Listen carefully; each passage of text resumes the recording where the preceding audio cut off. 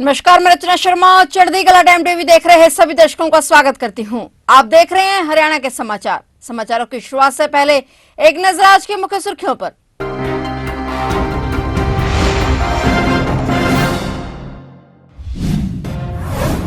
गृह मंत्री निर्विज का ड्रीम प्रोजेक्ट हो रहा सच। अंबाला एयरपोर्ट जल्द होगा जनता के समर्पित। कई जिलों के लोगों को होगा फायदा।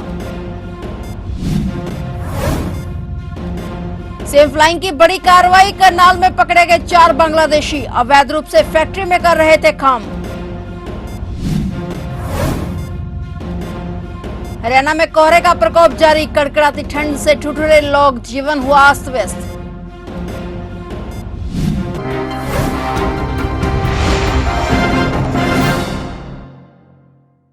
और अब समाचार विस्तार से।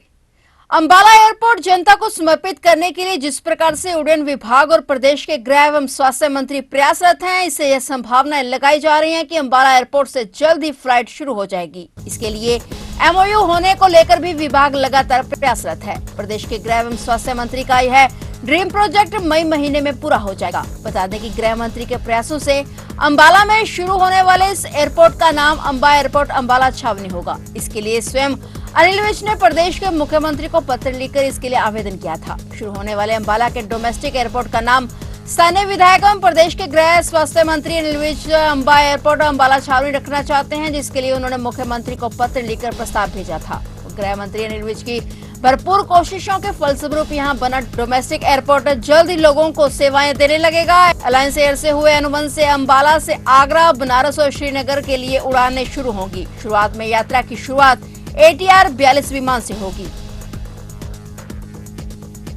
मुख्यमंत्री उड़न दस्ता करनाल टीम ने अवैध रूप से रहने वाले 4 बांग्लादेशी लोगों को गिरफ्तार किया है। बांग्लादेशियों के पास से यहां के पते पर बने आधार कार्ड भी मिले हैं। सभी को कल कोर्ट में पेश किया जाएगा। टीम ने गुप्त सूचना के आधार पर गांव सोदापुर मोड़ जाटल रोड पानीपत से एक बांग्लादेशी युवक को गिरफ्तार किया। उसने पूछताछ में अपना नाम जबर निवासी गांव सिंधिया जिला टकरूदा बताया, जो कि आशु ब्लीच हाउस गांव डिटवाड़ी में मजदूरी का काम करता है। इसके पास कोई पासपोर्ट या वैध वीजा नहीं पाया गया। टीम को उसी ब्लीच हाउस पर ही सलीम निवासी गांव कस्बा खेरवाड़ी जिला रंगपुर बांग्लादेश, अख्तरुल निवासी गांव जिगरा जिला रंगपुर बांग्लादेश, अली निवासी गांव चिंगोल मंडी जिला दिनाजपुर बांग्लादेश भी कार्य करते हैं। उन तीनों को भी हिरासत में लेकर पूछताछ की तो उनके पास से थाना इसराना के गांव चमराड़ा के पते पर बने आधार कार्ड मिले। वो भी किसी तरह का कोई पासपोर्ट या वैध वीजा पेश नहीं कर सके। पुलिस जांच में सामने आया कि सभी आरोपित अपने आधार कार्डों में दिए गए पते को ठीक करवाने के लिए वहां स्थित साइबर कैफे पर आए हुए थे। उनके पास से साइबर कैफे द्वारा पता ठीक करवाने के लिए जारी की गई रसीद भी मिली है। पर उक्त बांग्लादेशियों के आधार कार्ड कैसे बन गए, ये भी एक बड़ा सवाल है। फतेहाबाद में जैन सभा के कार्यक्रम में पहुंची सिरसा लोकसभा की सांसद सुनीता दुग्गल ने कहा कि 22 जनवरी को राम मंदिर के उद्घाटन को लेकर उनकी सिरसा लोकसभा में भी जोर शोरों से तैयारियां चल रही हैं। आम आदमी पार्टी के नेता अशोक तंवर द्वारा भाजपा में शामिल होने की अफवाहों पर भी सांसद ने बयान देते हुए कहा कि अशोक तंवर के बीजेपी में आने से बीजेपी को फायदा होगा। वहीं कांग्रेस के द्वारा राम मंदिर उद्घाटन कार्यक्रम में न जाने को लेकर सांसद ने कहा कि कुछ विपक्षी दल केवल वोटों की राजनीति करते हैं। इसके साथ ही राहुल गांधी की यात्रा को लेकर सांसद सुनीता दुग्गल ने कटाक्ष करते हुए कहा कि अब धरातल खिसक चुका है। अब यात्राओं से राहुल को कोई भी फायदा नहीं होगा।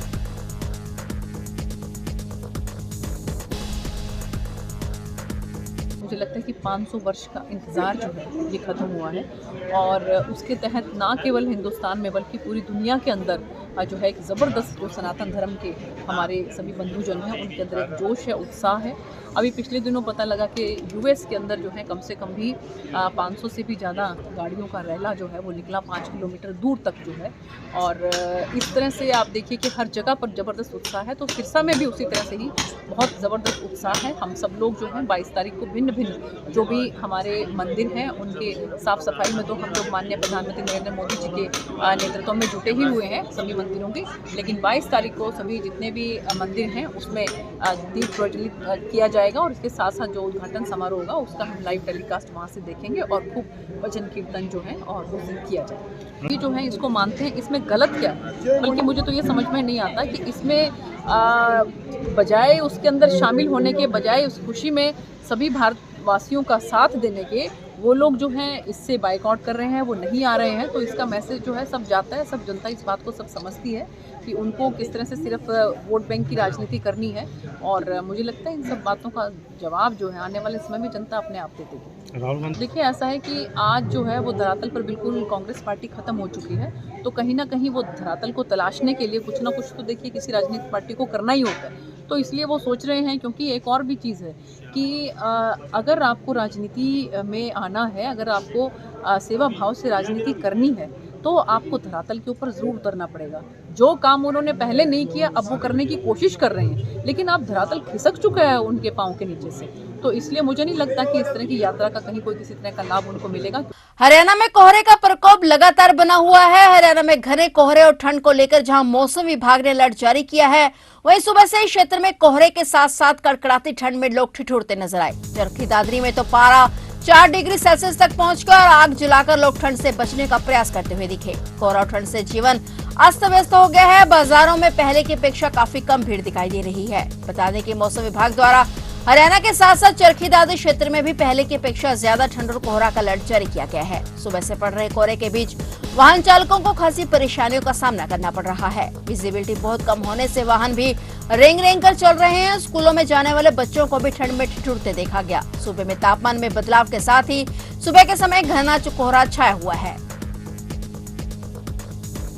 झज्जर के सासरौली निवासी वीरेंद्र सिंह उर्फ गूंगा पहलवान ने एक बार फिर सोशल मीडिया पर पहलवान साक्षी मलिक के पक्ष में पोस्ट की है। उन्होंने पोस्ट में साक्षी मलिक को टैग करते हुए लिखा कि देश की बेटी और हमारी बहन साक्षी मलिक, मैं आपको एक बार फिर से खेलने के लिए प्रेरित करता हूं। मैं चाहता हूं आप उसी कुश्ती खेल मैदान से अपना संन्यास लें जिस पर आपने मेहनत, त्याग और ओलंपिक में मेडल दिया। खुश रहो, गर्व है विश्व चैंपियन साक्षी और विनेश फोगाट पर। वीरेंद्र सिंह उर्फ गूंगा पहलवान की इस पोस्ट पर साक्षी मलिक ने भी रीट्वीट किया है, जिसमें उन्होंने हाथ जोड़ने वाला चिन्ह छोड़ा है।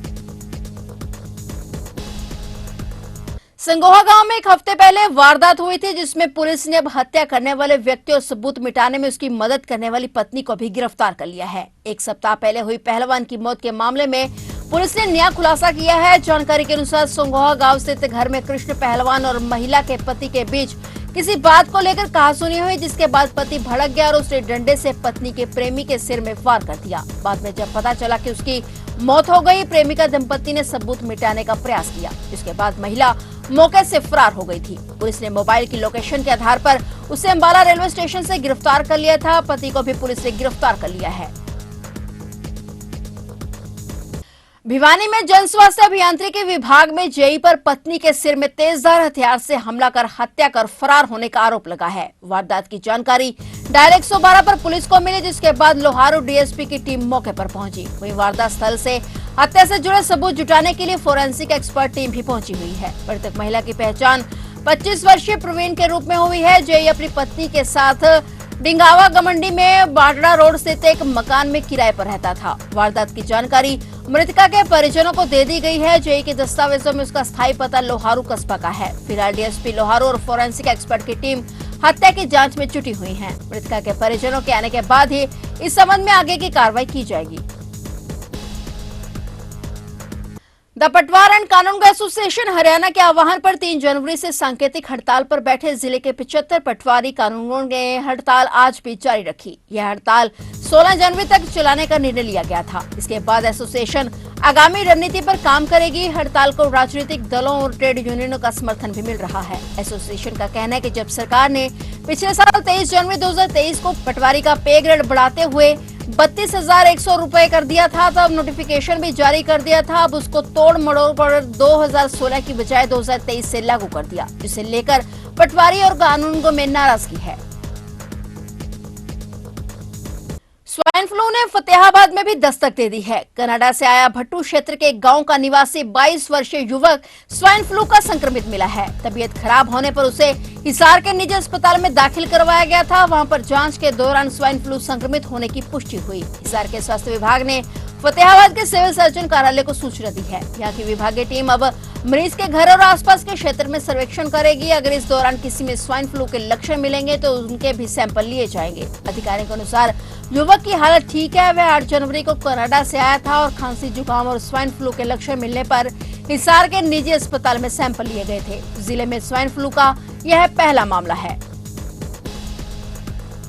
फिलहाल हरियाणा के समाचारों में इतना ही और नए समाचारों के साथ फिर से हाजिर होंगे। तब तक के लिए देखते रहिए चढ़ती कला टाइम टीवी।